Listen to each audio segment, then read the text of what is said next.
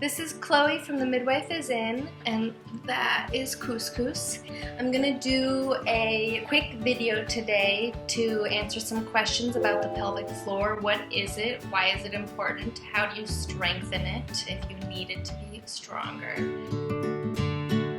To start off with, let's think a little bit about the pelvis. So the pelvic floor muscles are the muscles that stretch between the pelvic bones to hold in all of your organ. Imagine holding all of your organs in is a tough job. Those muscles have to be stretchy and strong at the same time to have the give and the strength to support your body. In order to sort of show this to you, I made this. It's an embroidery hoop, can be the pelvis, so those hard pelvic muscles, and this t-shirt material is going to be the pelvic floor.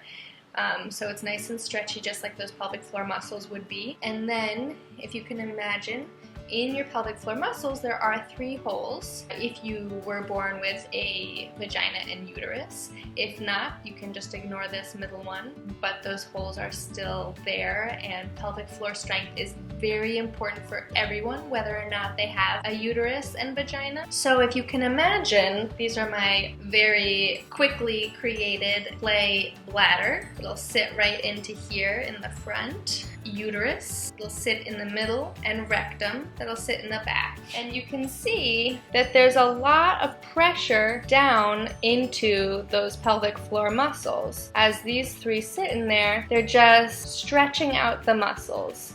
And if those muscles completely lose their give, some things might start to come all the way through. For example, some people end up with uterine prolapse or any of the pelvic organ prolapses. Other people find it that the sphincter, the piece of the muscle that holds the urine from the bladder in, becomes loose and lax, and that ends up causing them to pee when they're not interested in it.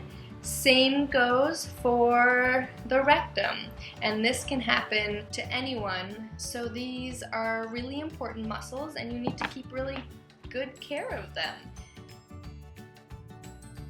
A lot of people know about Kegels. Kegel exercises are important, but you need to do them in conjunction with other things that also work on stretching them and allowing them to build strength in different positions, not just the seated pose that Kegels are generally done in. So let's learn a little bit about, I think we'll do 4 main exercises to stretch with. So to start with, Kegels can be done in almost any position, and they are a great starter step, and they really can do wonders to support your pelvic muscles as long as you keep with it. It's really hard to keep with Kegels. Sometimes it takes setting an alarm on your phone, building it into your regular routine if you do like an exercise routine every day or every couple days. So what you're going to do is you're going to try both front and back Kegels. I bet you didn't know that they were separate, but the front Kegels, you're going to squeeze your pelvic muscles as if you're trying as hard as you can not to be trying, count to 10 and let go. For the back Kegels, you're going to squeeze as if you're trying not to have diarrhea. So you're going to squeeze. You're squeezing your anus and all of those muscles right there to stop anything from coming out, and you hold that for 10 seconds and then you let go. And with both of those, you're going to try to pull in, so you're pulling up those muscles and then releasing.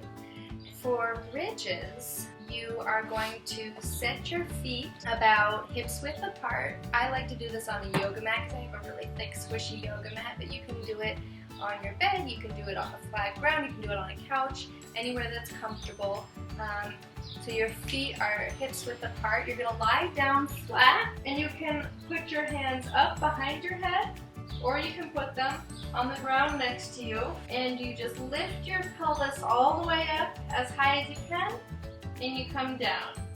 So now I'm going to show you how to do squats, but before you go into the actual squat, there are a couple warm-up steps, because if you go into a squat while the muscles in your hips and your pelvis are really stiff and tight, you can have a lot of extra discomfort during the squat itself and you're not able to get the full benefit. So to start out with, you can grab a rolled up towel or you can use your rolled up yoga mat, and we're going to stretch the calves. Then we're going to get down on hands and knees and stretch out the muscles in the hips that way, and then we'll go into the actual squat. So to start out with, you're going to put your towel or rolled up yoga mat on the ground, and you're going to put one foot on just enough to keep the toes at an upright angle at a couple inches up. You're keeping your heels solid on the floor, and you can stretch that out as much as feels good. You're going to use the second foot in the same place so both of your heels are flat on the ground, but the toes are up. Then, once you're in that position, you're going to lean forward. Now, do you see how my back stays curved here? That's really important. If you're in this position, you're not stretching these muscles at all, and you'll feel the difference there as soon as you do that. Next, you're going to get on hands and knees. Oh, excuse me, Christmas. And you want to make sure that your feet are hip width apart and parallel. You don't want your toes touching. And when you're in this position, I'm just going to move forward a little bit. When you're in this position, you want to keep that arch in your back. You don't ever want to be like this because you're not going to get anything out of that. Once you're here with your knees wide, you're going to come back and keep going back until so as long as you can keep yourself there, that's perfect. And just stretching, you're going to feel that stretch in here, you're going to feel that stretch in your back and on the inside of your thighs as well. If you need to, just deepen that stretch. You can even widen your knees even more. And if you see what's going on, basically we're getting into a squat position without putting the extra strain on your knees and your feet. So now we're going to do the actual squat, and in order to do that, I'm still going to use this rolled up towel, and you can figure out which spot feels best for you. For some people, when they start, it really helps to use the rolled up towel behind their knees, give them a little bit of extra space in that joint. Other people like to use it underneath their heels to make sure that they're still arching their back in the right way. So you'll see, I'll give you the two different examples. Bringing it underneath my knees like this. My feet are even, parallel. None of them are out, none of them are in. And my towel is behind the knees. And there's my back arched out. And I can balance forward with my hands like this. Now you see, I'm not good enough at this to keep my heels flat on the ground without starting to arch my back again, but that's something to work towards. And if you need to, you can hold on to something here. You can use a door handle, you can use a table, a couch, anything to balance yourself. Here's the other position for the towel that you can use. And if you want, you can do this with two towels. You're going to step on with your heels up, arms out. You're going to try to keep your knees directly above your feet the whole time instead of going out this way. You're going to try to bring your back out this way and stay really arched. There you go.